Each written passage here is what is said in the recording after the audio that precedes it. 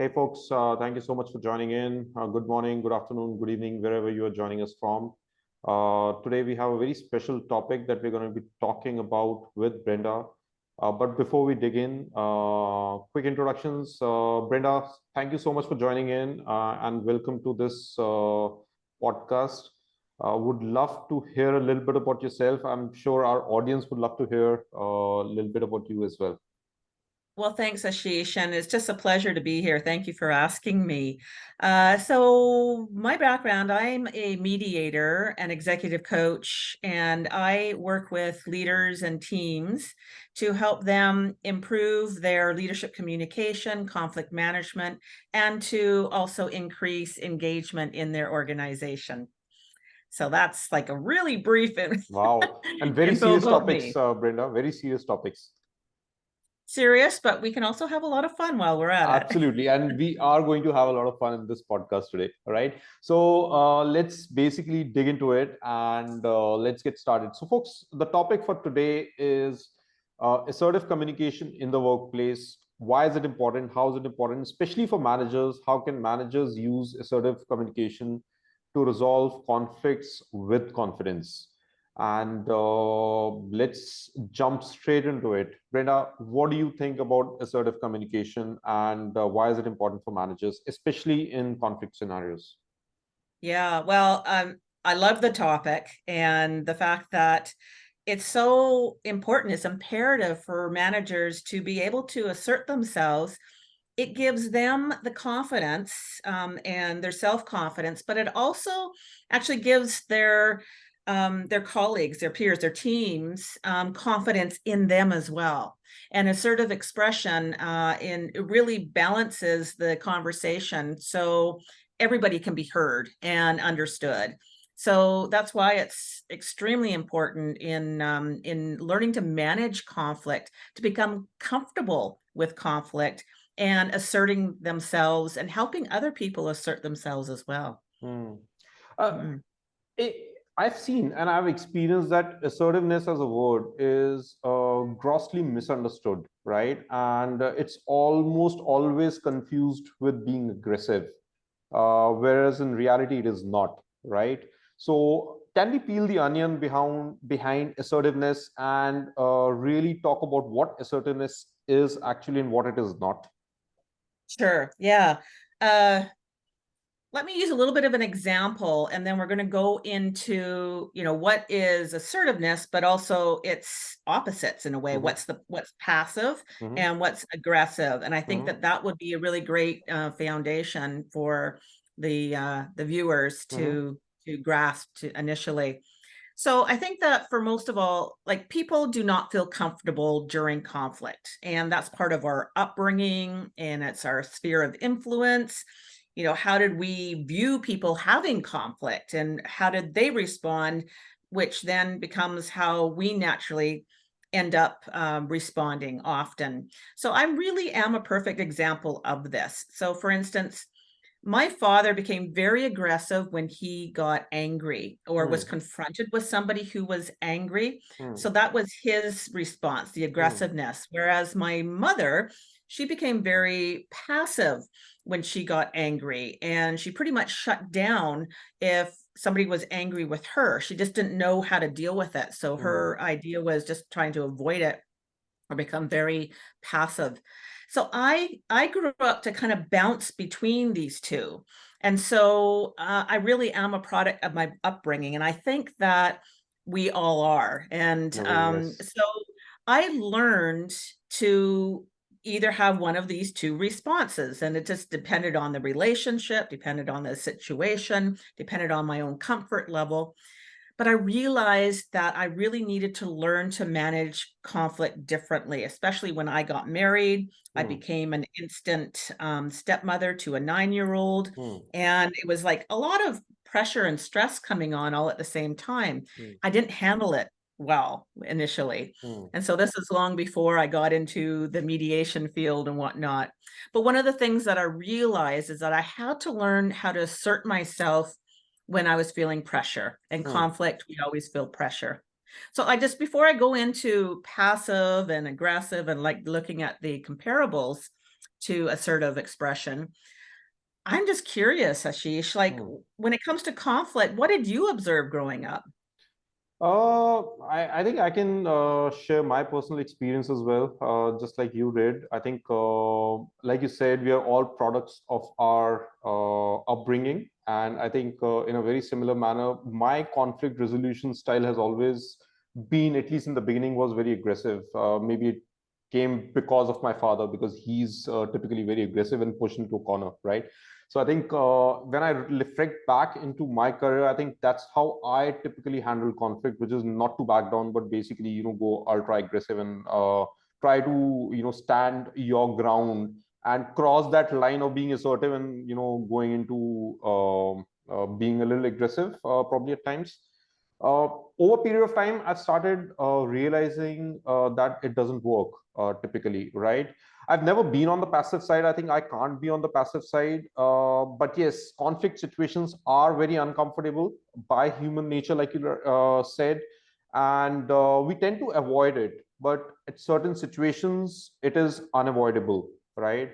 And for me, it has always been, how can I be better prepared to have a conflict conversation rather to be caught off guard, in which my natural tendencies would take over, right? So I think that's how I have tried to be a little better at conflict management. Right. Well, and so I think what you've just, demonstrated, because here I am in Canada and there you are in India, and we experience these similar responses around the world, I think, Correct. really, right? And so, it's important for people to understand that it's not only the behavior, whether you're passive or aggressive or assertive, that affects the relationship. It also is about how it impacts ourselves. Correct. And so let's talk about passive behavior first. So when you, if you were to describe somebody who behaves passively during conflict, like what would you notice about them, about their behavior? What does passive communication look like? I think they would basically stop communicating. First of all, I think that would be the first symptom. Probably, I would see that in a conversation, when it's a conflicting conversation, they would just keep listening, or maybe in fact they're not listening. They're basically shut down at that particular point of time, right? They're just sitting there in that conversation, and things are bouncing off of them, and neither they are responding nor are they listening to it. All right. So I think that would be one of the ways I would look at. But the other person would not know. Other person might think that they're listening intently because the person is not speaking. Right. But at the end, what the reality is that they have completely shut down and they're not even absorbing what the other person is saying. I think that would be one behavior that I would probably look at as a passive behavior. The other very common passive behavior that I have seen is to avoid conflict altogether, which is to not be present for situations or to avoid conversations where conflict might be discussed actively or openly in a team, right? So you might be conveniently absent or get sick that day, and things like that. I don't know if this classifies as passive behavior.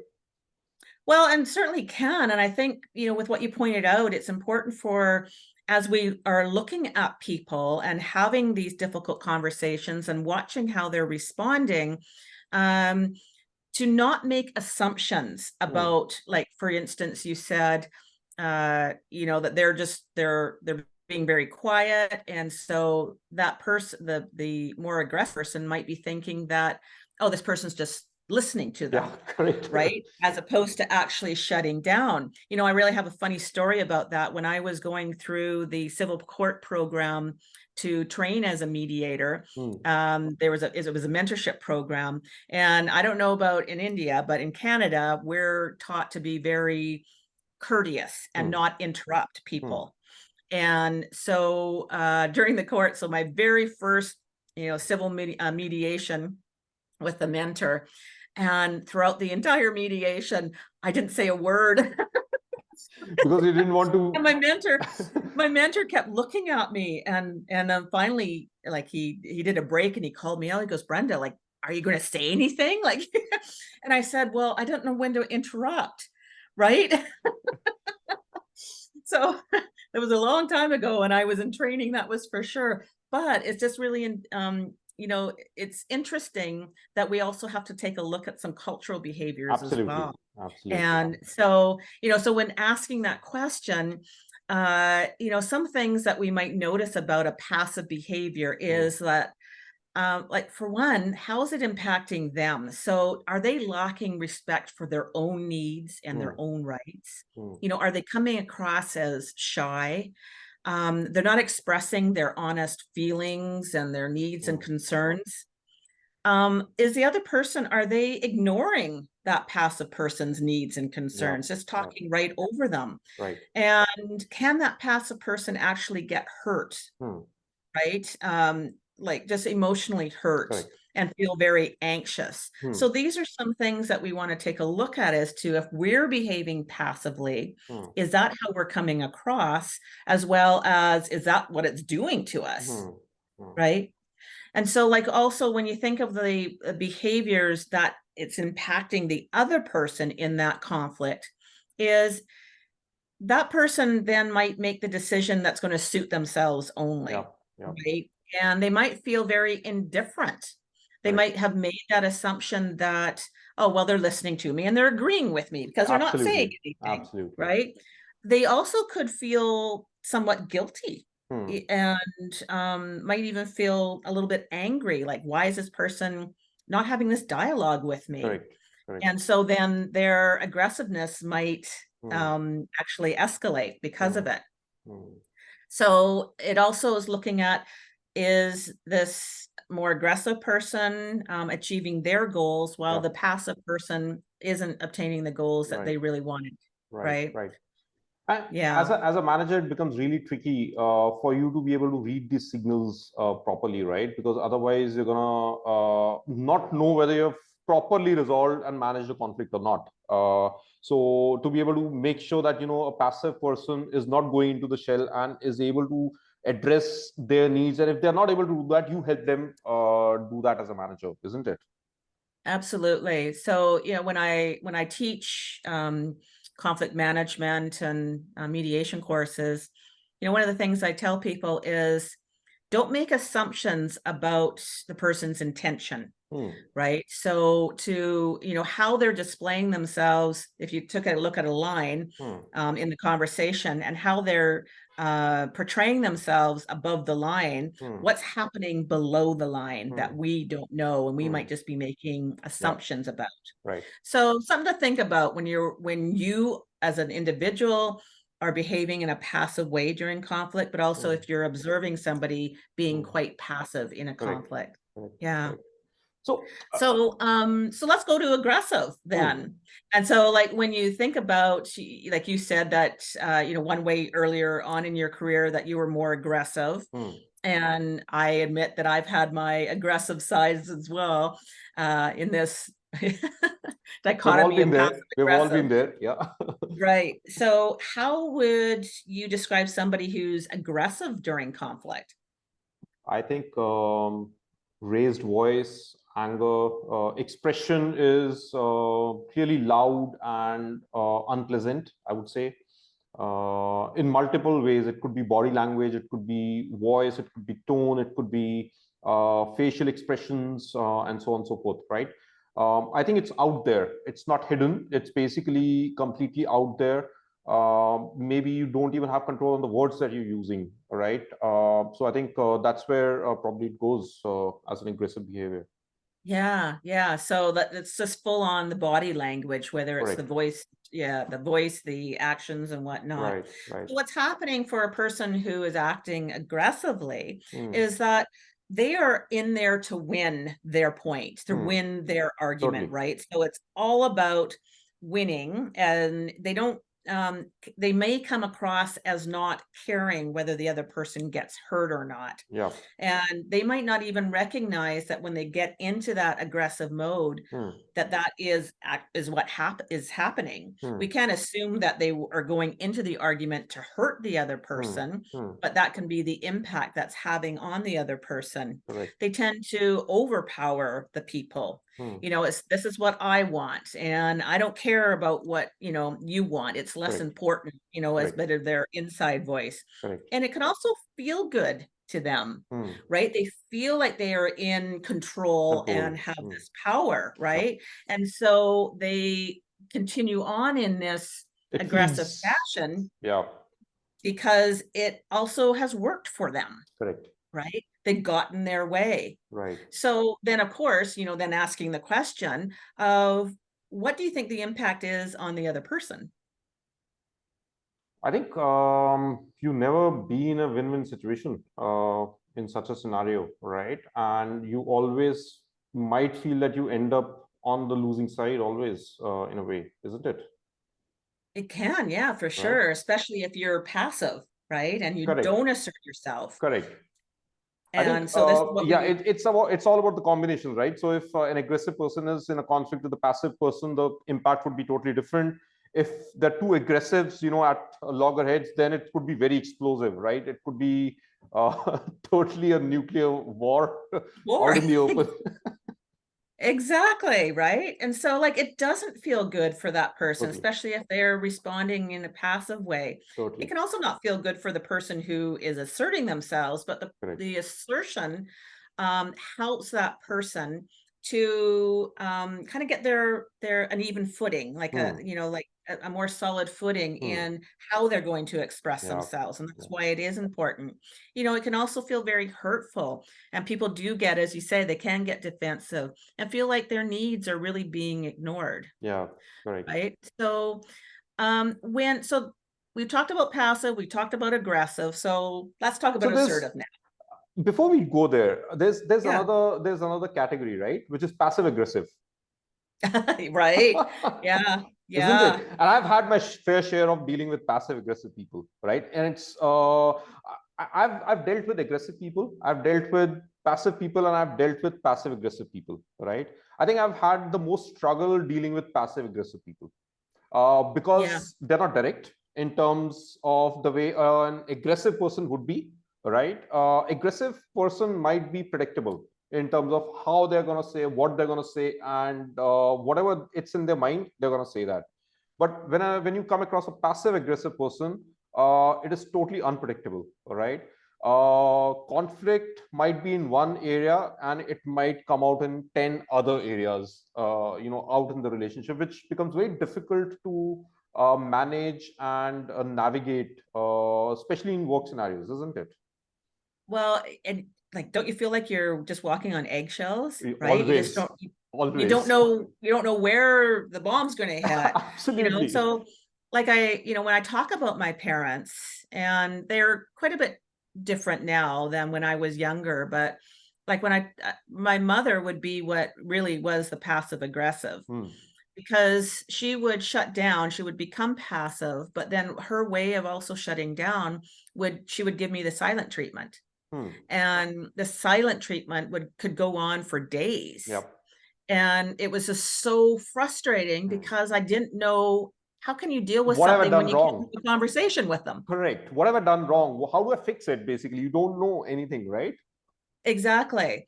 And so, at least when my father got angry, I knew what he was angry about.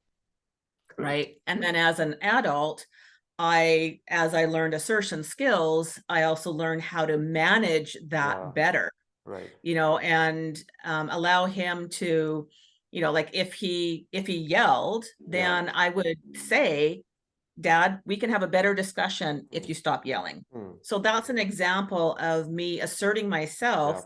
And he literally, because he just went into that zone when he got angry, it was like a firecracker. Come back. He didn't realize that his voice was even risen like that. And so then that helped him to, oh, just a second here. Yeah, we're having a conversation. It doesn't need to be an argument. Correct. Right. So those are just, again, assertive tools that you can use to help de-escalate conflict. Right. Yeah. So like when you think about assertive expression, assertive behavior, first of all, like when we assert ourselves, we can feel good about ourselves, right? We can feel like, okay, I am in control and I can express my feelings. I can express my needs and my values. And we can express our concerns and ideas in an appropriate way, right? So we call it productive conflict. Yeah. Where you can, address the issue and not how I want to say, like, attack the person. Right. You can do it in an assertive way that's not going to hurt the person. And it's not about trying to get the other person, right? It's not a vindictive. Assertiveness is not vindictive. It's our way of achieving our goals and desires with a satisfied results. For the other person, they can also feel good. And they can feel like they're being respected. And they, appreciate us for expressing our needs and concerns. Then at least they know what they are and not making the assumptions, right? And they too can achieve their goals because you can have this conversation. We might not get a full-on win-win, but at least we have a better idea and do a way that's going to be something that's going to be satisfactory to the both of us, whatever that looks like. Interesting. Awesome. Let's move on. I think one of the most important pieces. I'm not gonna open it up, but I think how about we do a role play, Brenda, for our audience to talk about a conflict situation and use one technique which is really important in diffusing conflict situations, right? I'm not gonna name this right now, but let's do a role play and then probably we can peel the onion for the audience. Okay, sounds good. Cool. All right, so folks, we're gonna do a role play, and the situation is that Brenda is my manager, and I'm her team member, and I'm pretty miffed about a particular issue with Brenda, and we are gonna have a situation discussion where it's a conflict situation. I'm at conflict with Brenda, and we're going to have that conversation to address it, right? Address it, or let's have a conversation. Let's see whether it gets addressed or not, right? Okay, so I'm going to assert myself. And I'm your team member. I'm basically going to rant. Okay, go for your rant. All right. Okay. Hey, Brenda, I need a few minutes to talk to you. Hi, Ashish. Sure, no problem. Hey, I'm really unhappy about a certain situation that's happening in the team. Okay. What's going on? Do you remember last week we had a deliverable to be met where we missed our deadline? Okay, right. Yeah. Right? Yeah, the deadline. Yeah, that was really disappointing. Right. It was disappointing for everyone, but even more so for me, because I think I delivered everything that I had to deliver on my part. But I still ended up getting blamed by Mark that I didn't do my part. We had a small altercation as well in the last Friday meeting, and I remember you ended up siding with him. I don't know what's that about. So I'm not able to understand what am I doing wrong. Okay, yeah. So I can see that you kind of sound frustrated and a little bit unhappy. Yeah. And so whatever my behavior was, it came across as though I was siding and weren't you siding? Playing favorites. Yeah, so that certainly wasn't my intention of siding. So let's talk about this, Ashish, because I think that this is something definitely that we like. I want to settle with you because it's important that we really flesh this out and have a better understanding of. Especially, I want to hear your perspective of it. So yeah, I think that would be a good thing for us. My perspective is very simple, Brenda. My perspective is very simple. I did whatever I had to do. I think my task list was pretty clear. I delivered on the things that I was expected to deliver on. I think if I don't know what I'm supposed to deliver, I can't deliver on that, right? And to then get blamed for not delivering is not an ideal situation to be in for an individual like myself in the team, right? Yeah. It seems like, there's the sense that you felt that I was blaming you is really disconcerting to me because I'm sorry, it wasn't my intention to blame. I think that I was feeling disappointed as well because the deadline was missed, and that does impact everybody. So, I think that it's important that we really do talk this through, Ashish, because it's a really important topic. What would be really helpful to me is if we just hear each other out, okay, and to perhaps just not jump in and continue with the pointing, like I'm hearing what your concerns are, and hopefully I am expressing it, that you can see that I am hearing that you are, feeling frustrated and that you are feeling blamed. And so, I think it would be helpful for me if you and I were able to not raise our voices. Okay. Is that something that, it's just going to be better and more conducive to having a good conversation? I agree. Yeah. Let's just try our best not to raise voices. Sure. And, so what I'd like to do is actually just find out more about, what happened with you and Mark in terms of the project. I think that might be helpful for me to understand your perspective. Right. So let me tell you the background story to it, right? If you remember the week before we had our, sprint meeting that we had planned, I had 3 things to complete, and I delivered those 3 things by Thursday, end of the day, right? A deadline was Friday, but even by Thursday, I was able to complete my tasks, right? When we came in the sprint meeting on Friday, I learned that there were 2 other things that I was expected to do, but they were not marked to me on the task manager.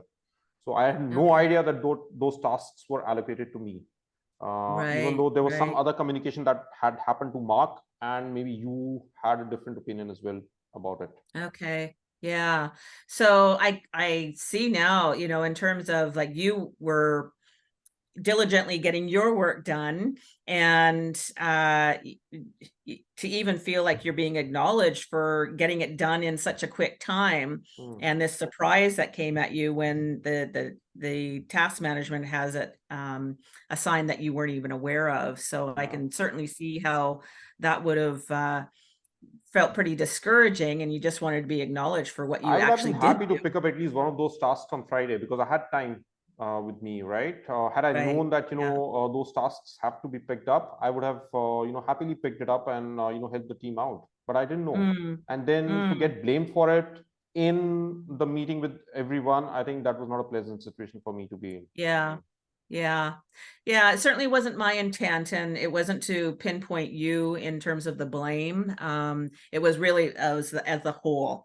And so recognizing now that it was part of the challenge was when I'm looking at it, that it was a task the task manager had you assigned to it, although you weren't aware of it. I obviously jumped to some conclusions there that weren't really very helpful. So, I think that, moving forward, what would you like to try and resolve so that this can be more effective next time? I think maybe better communication, Brenda. Right? Because when you assign a task, if you can just drop a Slack message to me that, hey, you have assigned the task to me, so that I'm aware that even though the task hasn't appeared in my task list, I'm still at least able to go and check it out if that is supposed to be done, right? And maybe a quick check-in meeting with the team to see what are the open tasks that are still pending, and if somebody has bandwidth they can take up. I think that could be a good way for us to constructively look at the bandwidth, and if people have bandwidth they're able to pitch more than what is allocated to them.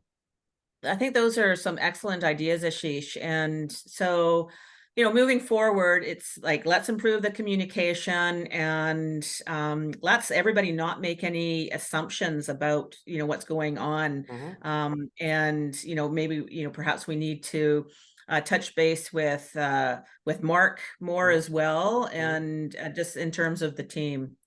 So let's stop this role play. I'm just conscious of time, and have a little bit of a debrief in terms of what assertion skills did you notice that I was doing, and what was the impact it had on you?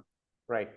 I think first of all, let's basically address the elephant in the room. I think you were trying to actively listen to me, and you were trying to label the emotions that I might be going through. I think you were putting that, even though I didn't say that I was feeling frustrated or feeling angry, you did put those labels in, which kind of comforted me in a way that I saw that you are reading between the lines. You're feeling what I'm feeling, basically, right? So an And empathic response. yes, and I felt that you are with me rather than against me. I think that kind of built that bridge of trust for me to start having a more constructive conversation with you. I think in the Right. middle, I tried to raise my voice, and you were right there and there, assertive that, hey, let's calm ourselves down and be in a professional discussion. Let's not raise voices. You used that word a couple of times to be able to emphasize and then re-emphasize on certain things. So you were already starting to see some signals that could lead to a flare up in normal situations, and you were quick to diffuse it with your assertiveness at that particular point of time. Okay. Yeah. I think across the board, active listening was very high. You were constantly hearing me out and trying to give your perspective as well, that hey, it was not my intention to label you out or blame you out in that team meeting. It just happened. It was unintentional, even if it happened. I think that's primarily what I noticed majorly, right? Okay, good. You're an active listener too. So yeah, I mean, so a couple of the techniques that I use that can help managers is what you said is, first of all, acknowledge feelings. People have the feelings, and I might have named it incorrectly. I mean, like I said, it seems like you're frustrated, or I sense that you're frustrated. And you could have said, no, Brenda, it's No, not I'm that not I'm frustrated. Yeah, frustrated. correct. I'm actually just feeling very discouraged, Yeah. and something, and that's okay.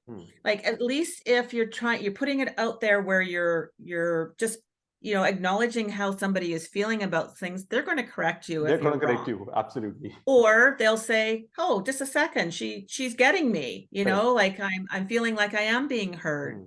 And then it's commit to the involvement of having the discussion.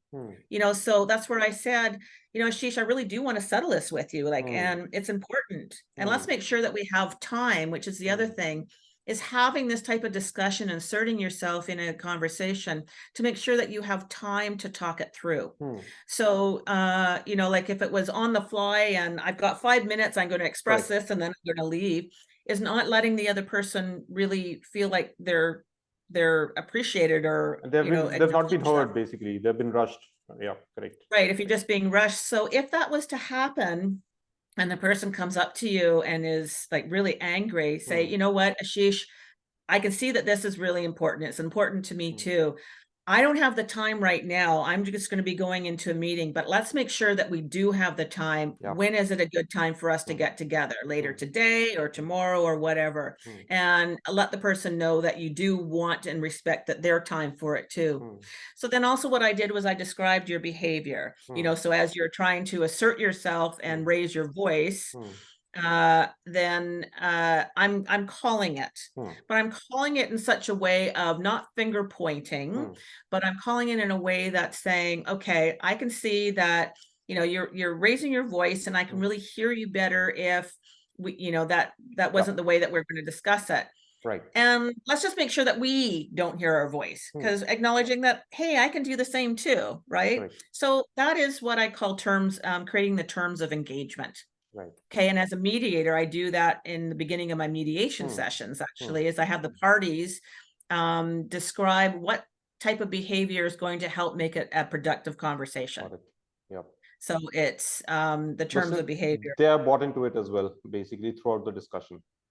They are, yeah. I mean, because then if they do, like if you were to raise your voice, I could then come back to you and say, Ashish, we had agreed that we wouldn't raise our voices. And what I'm feeling is that your voice is raising right now. And I don't know whether you're aware of that, but that's how it's coming across to me.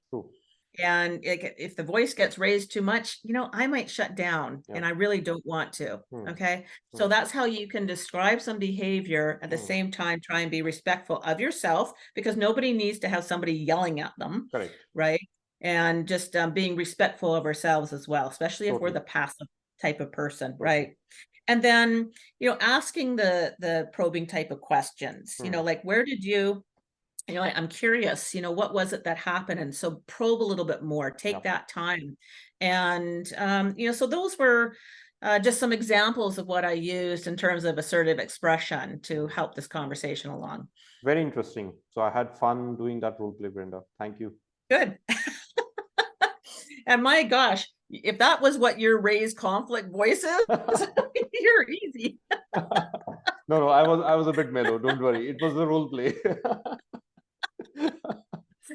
Anyway, well, that was fun, Ashish, and I'm hoping that the viewers of this will kind of get the sense of ways in which they can assert themselves and why they want to assert themselves. Absolutely. I think there's always a better way to do things. It's just that doing more and more of practice and getting better at it, right?